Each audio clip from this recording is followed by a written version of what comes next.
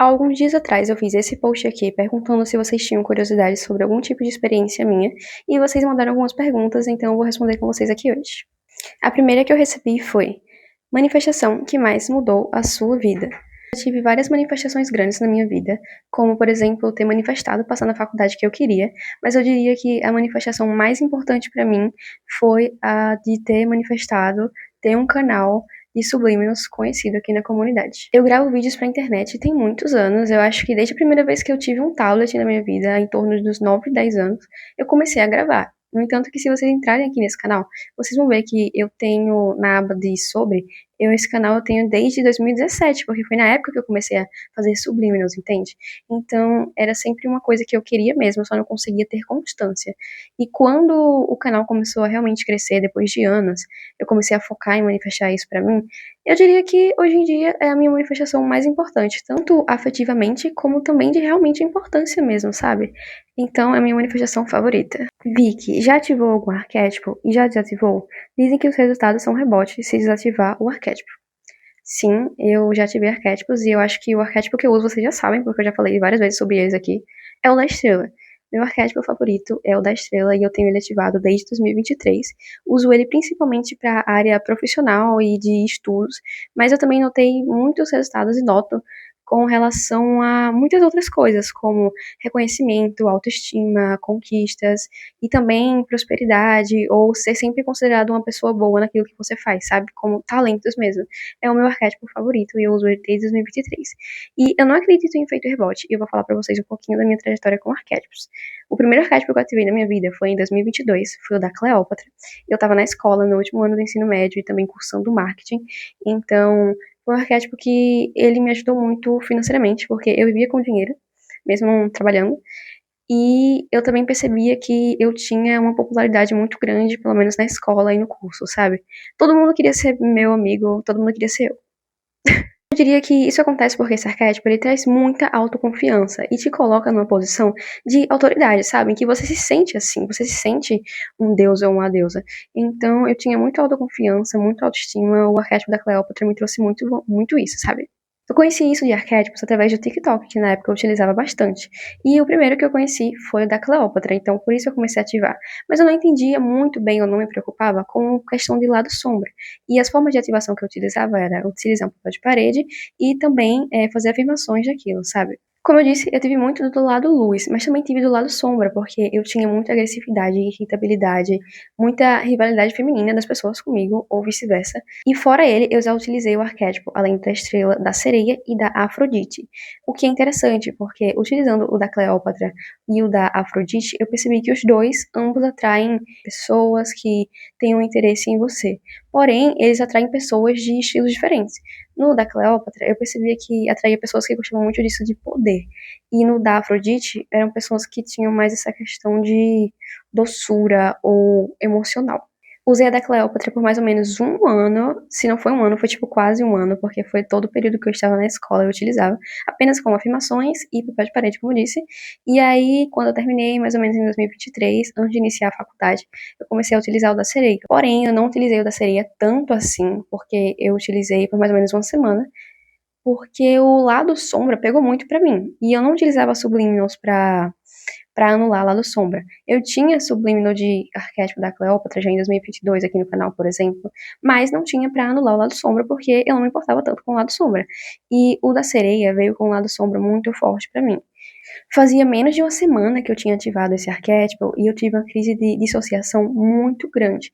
E eu não sabia que estava relacionado ao arquétipo, mas isso veio do nada. Daí eu pesquisei sobre isso e até encontrei algumas possíveis justificativas, mas eu não me identifiquei. E quando eu estava no TikTok vendo sobre o arquétipo da sereia, que passava bastante pra mim, que já que eu estava ativando, eu descobri que um dos lados sombras era de fato isso. E eu entendi que aquilo que eu tive, provavelmente a gente já tem na gente, né? Mas foi influenciado através do arquétipo, e daí eu preferi desativar, já que eu não utilizava nada para anular o lado sombra. O da estrela eu utilizo desde 2023, 2024, mais ou menos, e é o meu arquétipo favorito. Como eu disse, eu uso mais no questão na área de trabalho ou aqui do canal. Vocês sabem, né, que eu uso a estrela pra tudo. É o meu arquétipo favorito e eu não pretendo tirar nunca. Nunca na minha vida. Vicky, pode falar sobre manifestar uma pessoa do zero? Você já fez? Sim, eu já manifestei uma pessoa do zero e eu já manifestei algumas pessoas, tanto de SP do zero como também de amizade. Todas as vezes que eu fiz isso, deu super certo e eu vou falar pra vocês o que eu faço no geral. A primeira coisa que eu faço pra manifestar uma pessoa do zero, independente do que essa pessoa vai ser pra você, né, como eu disse, amizade ou SP do zero, é fazer uma lista. Eu faço uma listinha pequena, geralmente eu não coloco muitas coisas como, sei lá, simetria corporal da pessoa, ou qual é o background da vida dela. Não, esse tipo de coisa não me interessa. Mas eu coloco algumas características físicas e algumas características de personalidade nessa listinha, tá? Como ser uma pessoa alta, ou ser uma pessoa que gosta desse tipo de música que eu gosto. Essas coisas, assim. Além da listinha, eu geralmente também faço um mood board. Não exatamente um vision board, mas tá mais pra mood board, que eu faço mood board pra toda a minha vida, né? Isso aí veio da faculdade pra vida. Eu faço um pequeno mood board, vou deixar aqui um exemplo pra vocês, de, por exemplo, de amizade. O que eu tinha em mente quando eu tava manifestando amizades, era um grupo de amizades, era mais ou menos esse mood board aqui, tá? E outra coisa que eu amo fazer é ouvir músicas pensando nessa pessoa ou nessas pessoas que eu estou manifestando do zero. Amizades, eu penso numa música que eu super ouviria com o meu grupinho e que teríamos momentos juntos naquele momento. Ou de SP do zero, uma música que eu me identificaria e utilizaria pensando nessa pessoa. E claro, Subliminals não pode faltar. Eu uso muito Subliminal pra isso. Não, eu não sou uma pessoa obcecada por Subliminal, tá? Eu como coloco nos meus áudios, eu uso só 2 vezes por dia. E minhas manifestações com isso sempre ocorrem muito, muito rápido.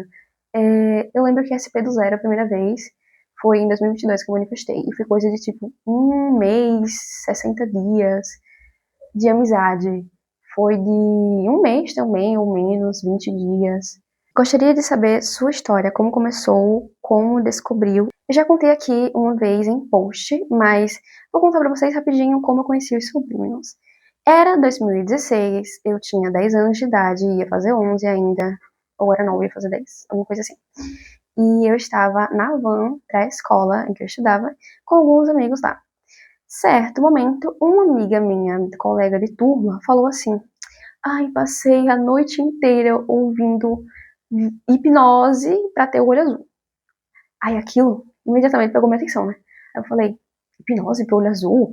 Aí ela: sim, é uns vídeos que tem no YouTube que você fica vendo a tela e daí seu olho fica azul. Aí eu peguei e aquilo ficou na minha mente e eu falei: quando eu cheguei em casa, eu vou olhar no computador. Quando eu cheguei em casa, dito e feito, eu cheguei, fui direto no computador pesquisar hipnose para olho azul. E aí eu encontrei, né, aqueles vídeos de meia hora, 1 hora, pra ter o olho azul que ficava passando esse negócio assim na tela. Foi assim que eu conheci, e aí com o tempo começaram a surgir aqueles de pele perfeita, e de beleza de K-pop, de idol, de K-idol, de coreano. Comecei a usar tudo. E nunca mais parei. Porém, eu tive meus momentos em que eu saía da comunidade, né? Porque eu comecei a ouvir em 2016, e daí, em 2017, eu produzi o meu primeiro Subliminal, que foi um Subliminal de pele perfeita, que ele tinha uma estética toda kawaiizinha, que era a estética do meu canal, e de hipnose, né? Não era Subliminal com áudio, de hipnose. Eu lembro até o primeiro comentário que eu tive, foi a menina que comentou assim: ai, amei, faz um pra olhos azuis. Aí eu fiquei: ai, tem fãs. Mas acabou que eu não fiz, porque depois eu desanimei e tirei os vídeos e apaguei. Daí eu retorno mais ou menos em 2018 para a comunidade. Eu continuei utilizando, mas não produzindo, né? Daí eu retorno mais ou menos em 2018 para a comunidade, ouvindo aqueles de poderes também. Em 2019 eu voltei a produzir Subliminals pro YouTube, porque agora já era Subliminal, agora já tinha como áudio e eu sempre continuei utilizando horrores Subliminal na minha vida, todo o tempo, toda hora.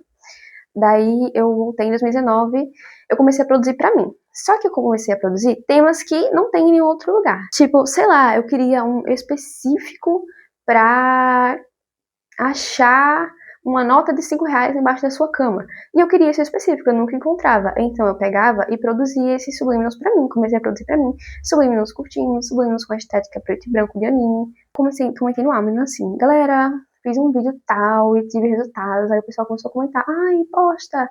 Aí eu fiquei em dúvida, será que eu posto? Mas na época que começou a pandemia e aquele negócio do Classroom, eu criei uma comunidade no Classroom só de subliminals e conversar sobre isso. Eu divulguei no Amino, mas a galera começou a entrar. E eu lembro que chegou a ter, tipo, 100, 150 pessoas na época. E eu ficava muito feliz. E foi lá que, nessa comunidade do Classroom, que eu comecei a falar que eu fazia uns subliminals bem específicos. E também falei que meu canal era focado só em coisas sem ser de aparência, sabe? Eu tinha subliminals pra atrair coisas específicas na sua vida, mas sem ser de aparência. E todo mundo ficou falando, ai, poxa, faz. Aí eu comecei a fazer, começou a gostar e aparecer. Eu lembro quando eu fiz um K pela primeira vez. E pronto, aí desde 2020 que eu não paro de postar aqui no canal. E que você já usou revisão? Se sim, poderia contar relato? Não, nunca utilizei o método de revisão. Não sei, eu nunca me interessei. Isso de, sei lá, revisar alguma coisa do passado pra dizer que nunca aconteceu, ou de mudar, falando que. Mudando pra manifestar que tenha acontecido de alguma forma diferente. Não, eu prefiro só apagar da minha mente mesmo. Vicky, você tem experiência com shifting? Sim, eu tenho experiência com shifting. E talvez eu traga isso num vídeo específico, não sei, porque eu acho que esse aqui já tá ficando muito longo, né? Mas eu vou tentar resumir. Conheci shifting quando não se chamava shifting, ainda se chamava DR, como eu disse pra vocês. E eu prefiro fazer um vídeo, eu acho, falando só sobre isso, se vocês quiserem, ou sei lá, se eu tiver afim também.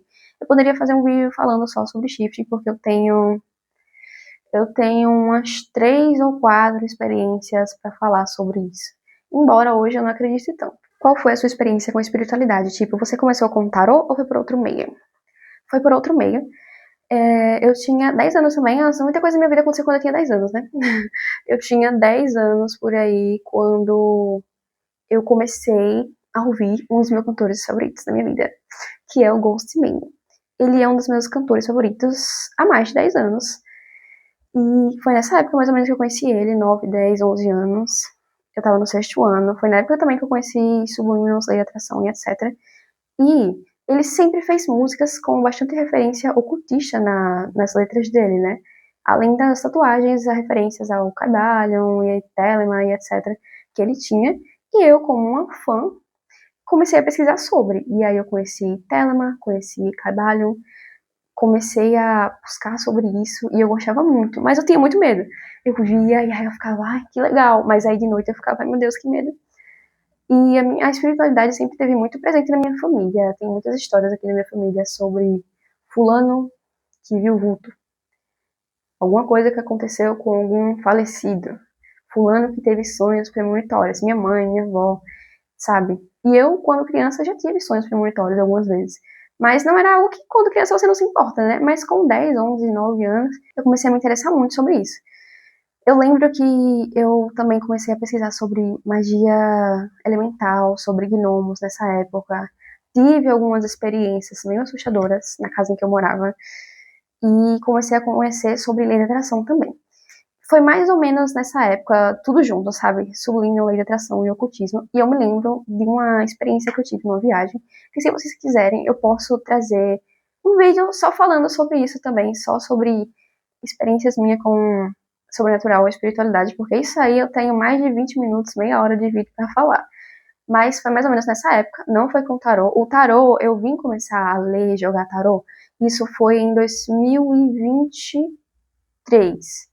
Foi em 2023 que, quando eu passei alguns anos sem me interessar sobre o assunto e me considerando agnóstica ou ateísta, mas aí no início de 2023, dezembro para janeiro de 2023, eu entrei de cabeça na bruxaria natural. Daí que eu conheci sobre tarô e comprei meu primeiro tarô e comecei a estudar sobre, jogava só pra mim, jogava pra amigas, pra família, e foi nisso que eu comecei, sabe? Mas eu tenho muitas experiências aí a partir dos 10 anos de idade que eu posso falar sobre, ou até, sei lá, 8 anos de idade eu tenho muitas experiências sobre isso, se vocês quiserem eu posso trazer. Mas não foi através de tarô, foi através disso. E se vocês quiserem também, eu tenho muita vontade, eu tenho até anotado no meu bloco de notas materiais que eu queria recomendar para quem quer começar nesse tipo de assunto, sabe? Se você quer começar nisso de espiritualidade, é muito confuso quando você começa a pesquisar e parece sempre um emaranhado, né, de nós, assim, você puxa algo, tem algo para aprender, e tem mais, e é incessante. Você nunca vai acabar de aprender sobre isso. Tem muito estudo sobre espiritualidade, magia e ocultismo. Então, eu tenho mais ou menos um guia básico que eu fiz para mim, depois, né, recentemente, assim, que eu queria compartilhar com alguém, porque certamente iria ajudar muito. Mas aí, se vocês quiserem, eu posso fazer um vídeo sobre isso.